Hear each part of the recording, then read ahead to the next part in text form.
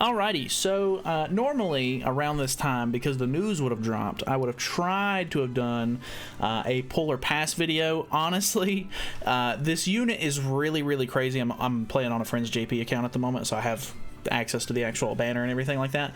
But yeah, so the unit itself is very, very good. The new Meliodas, pretty insane unit. I would definitely say that he's maybe not an absolute must summon, but a very strong character. You're probably going to want to have this character because he is good for pretty much everything. I mean, he's a single target attacker. Alongside, he has an AoE card as well. I mean, I would consider him to be a little bit more of a single target unit, just because he has an amplify card, and his whole goal is to just get a bunch of buffs and stuff like that from his passive, and then just do like absolute work. And he's just good for a lot of stuff. He's really good in the meta right now because honestly, King is more of like an AoE sort of meta, and you can use this character to sort of slap down King. I don't know, he's really, really good for the bird. I'm honestly looking forward to using him for the bird more than anything at the moment, because even though everybody was saying whenever King came out that, you know, hey, King's really, really good for the bird, I was like, oh wow, like that's good. I really do need a good, like, you know, bird unit and everything. I don't like King for the bird, really. I mean, I know that you can beat, you know, floor 3 a lot easier than you used to be able to. I've still not beat it, but it's honestly more or less just because I won't commit enough time to it. I just keep getting like bad passives and stuff like that, and honestly I just don't like the way that he works with Matrona, because Matrona's whole thing is that whenever, you know, she takes damage and the lower her health is, it basically regenerates a lot of your team's HP because it boosts their regeneration rate and stuff like that, which is really, really cool. But with King, if you have a Tauntaun with you know, Matrona, and you put up a King shield, she's basically going to just patience everything that he does, and you won't get any use out of her passive, which makes her feel really dead to me. Like you're just basically just using her to either remove buffs or just to attack, so that way she's not hitting your other teammates. Like, yeah, that's cool and all, and like it helps here and there, but like the AoE damage sometimes does stack up, and I need healing, and I either have to rush Brunhild's ult or just do nothing, because most of the time I don't have another healer on the team or anything like that. So I'm really looking forward to Meliodas. I think he's going to be a lot of fun. I think he's going to be really good for a lot of different stuff. If you're not wanting to summon on him, completely understandable, but the big point I wanted to make with this video is I would recommend that you not go absolutely insane and just summon all of your gems on the banner as soon as it drops. By all means, if you're going to be summoning for the character regardless, feel free to go ahead and summon, get a copy of him, or maybe even finish the first rotation, do whatever you need to do.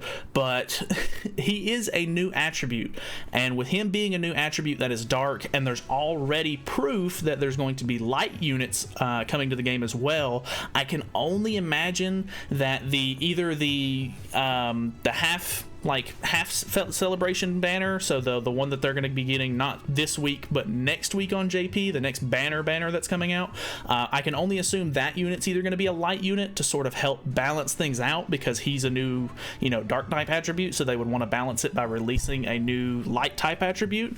Or after this festival is over, they're going to do maybe potentially another festival with a light unit, and I can only assume that would be their way of sort of balancing out the fact that he's a new attribute. Obviously, just speculation, taking it with a grain of salt.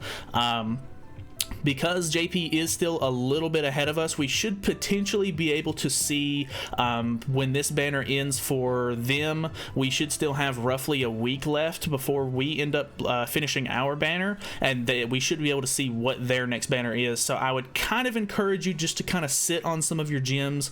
Feel free to grab the unit and everything like that if you're going to, regardless anyway, and that way you can kind of wait, scope out what, you know, is to come, because, you know, JP is still a little bit ahead. We have that little bit of an advantage, and I would definitely take advantage of it while you can, because JP is not always going to be ahead of us anymore. Like, we're getting really close to bridging the gap, and I just think that it's kind of smart to play it safe right now, because you know, once we sync up, they could literally just drop festival after festival, and you know, we couldn't do anything about it. There's no way for global players to save gems or anything like that at that point. So just giving you a fair bit of warning, I'm going to be personally either, you know, I do do have a decent amount of gems on my global account. I have enough to go through the entire rotation on the banner. It just depends on how the banner actually goes for me, particularly to see whether or not I want to finish out an entire rotation. If I'm forced to go through the 900, it is what it is. I mean, that's just how the game's going to play me. But if I can pull him early, I may end up trying to dip out of the banner. This is a really good value banner, just to go ahead and let you know. Like, there's a lot of decent, you know, festival units on this thing.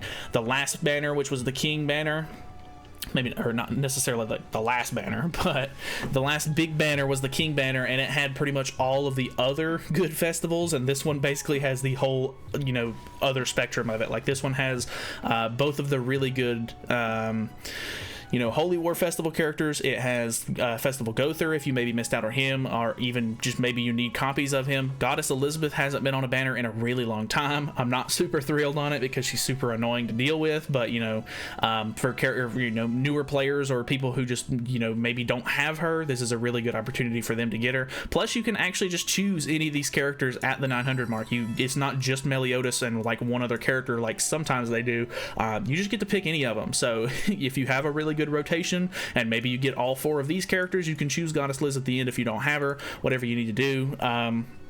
His ultimate, it actually scales very cleanly. A lot of the newer festivals don't like scale very good as far as like the, you know, making it more free to play friendly, I guess. Like most of the time it starts here and it just like ramps up tremendously once you get up to 6/6.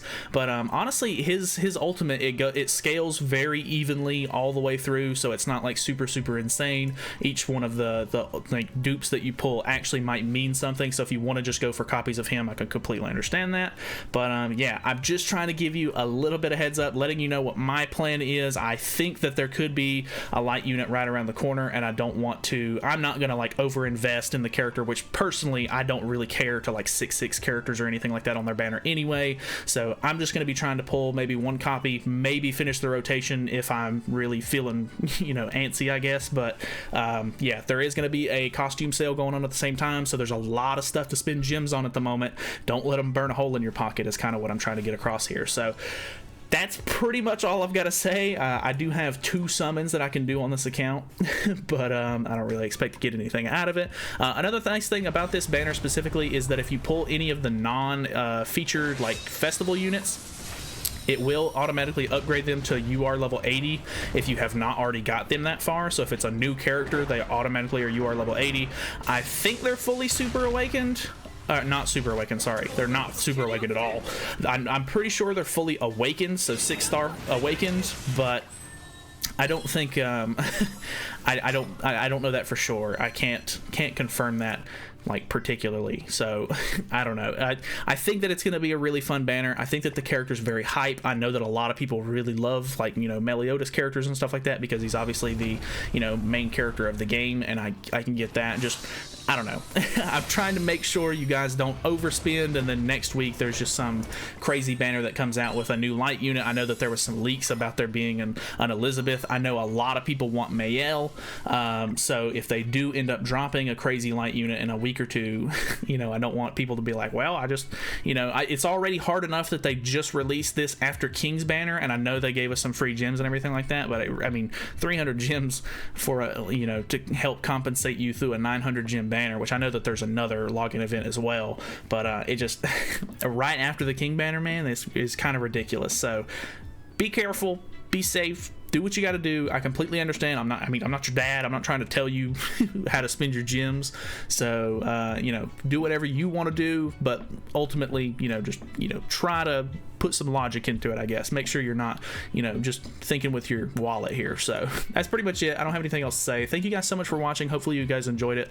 Hopefully there will be some extended patch notes or something coming out soon-ish, maybe. I'm probably just going to end up going to bed tonight, so that way I can just see if they're out tomorrow or whatever, but I'll try to go over them whenever they finally drop, because I've been waiting for them for a couple of days, and they finally released the little notice thing today, and it was basically just saying what all was ending, and they were basically gonna, you know, just release the info in a later patch, which didn't make any sense. This whole update news thing has been an ordeal.